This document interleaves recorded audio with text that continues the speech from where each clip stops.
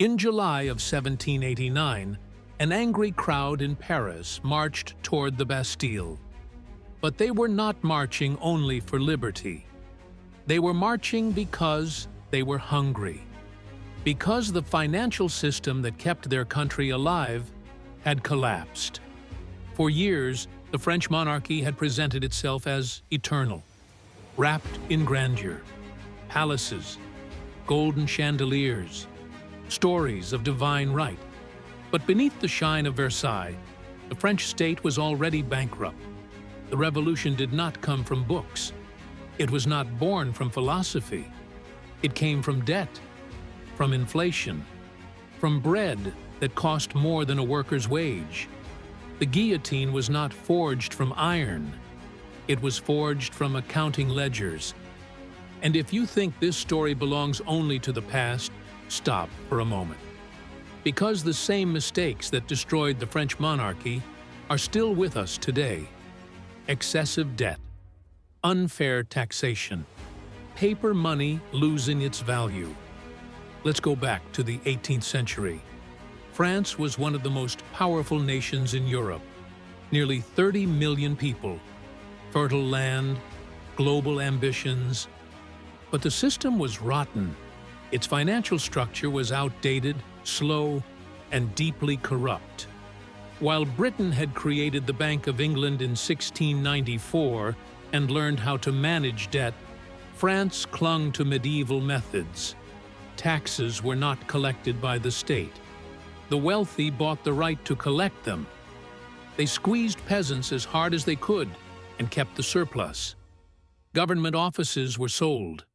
Bureaucracy existed to protect privilege, not to serve the public. Money evaporated at the top. People suffocated at the bottom. Then came the wars. The War of Austrian Succession, the 7 Years' War, and the American Revolution. Supporting America against Britain felt like revenge, but financially, it was suicide. By the 1780s, French state debt exceeded 1 billion livres. More than half of government income went just to interest. Imagine earning money where over 50% disappears into debt payments. And you keep borrowing anyway. That was France. Palaces glittered. The people were crushed. The tax system protected the richest. Nobles and clergy paid almost nothing. The burden fell on the Third Estate, more than 90% of the population. Bread consumed up to 70% of a worker's daily spending. When harvests failed in the late 1780s, prices exploded. Bread riots began in Paris long before the Bastille fell. The monarchy tried reforms. Every time it hit the wall of privilege. Finance ministers warned the king. They showed the numbers. They said, "We are bankrupt." No one wanted to give anything up. The king hesitated. The nobility resisted. By 1788, no one wanted to lend to France anymore. Payments to soldiers and contractors failed. Hunger spread. In desperation, the Estates General was convened in 1789, for the first time in 150 years. Officially, it was to fix the financial crisis.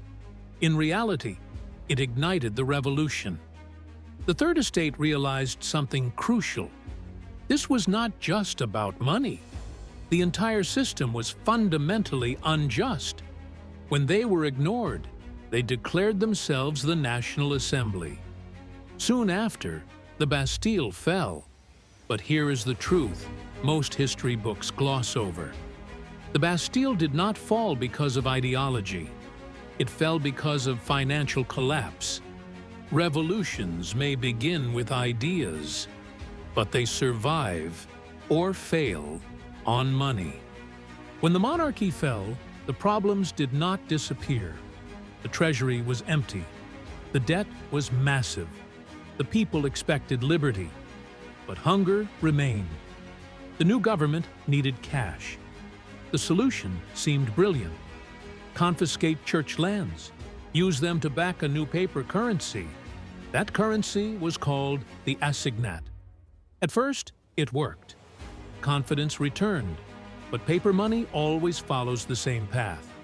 Once printing starts, it never stops. More was issued, then more, then far more than the land could support. Inflation spiraled out of control. By 1795, the assignat was nearly worthless. People carried stacks of paper just to buy a loaf of bread. Farmers hoarded grain. Shopkeepers refused the currency. Trust collapsed. Foreign enemies worsened the situation by flooding France with counterfeit notes. Economic war was fought with money, not muskets. Chaos followed. Wages evaporated. Savings disappeared. Price controls created black markets. Hunger turned into rage. Economic failure became political terror. The guillotine was no longer just for political enemies, but for those accused of economic crimes. By 1796, the assignat was abandoned. The replacement currency collapsed just as quickly. The revolution had promised freedom, but financially, it delivered disaster. If this sounds familiar, it should. Weimar Germany, Zimbabwe. And even today, when crises strike, central banks reach for the same tool, printing money. History is clear. Printing buys time. It does not buy stability. By the mid-1790s, France was exhausted, and in that vacuum, one man rose: Napoleon Bonaparte. When he seized power in 1799, his first priority was financial order. In 1800, he created the Bank of France. After years of chaos, the people accepted stability, even at the cost of freedom. The lesson of the French Revolution is simple. Financial systems are the skeleton of political power. If the skeleton is weak, the regime cannot stand. Excessive debt, unfair taxation, uncontrolled money printing. These do not just destroy budgets, they destroy states. This is not only history. Today we see debt crises, inflation, social unrest, and strong leaders promising to restore order. History does not repeat, but it rhymes. The French Revolution was not just about liberty. It was about debt, inflation, the price of bread. And if we believe we are too sophisticated to repeat these mistakes, remember this: so did the Bourbons. If this story gave you a new perspective, subscribe to the channel. History does not only tell us what happened, it tells us what we can no longer afford to ignore.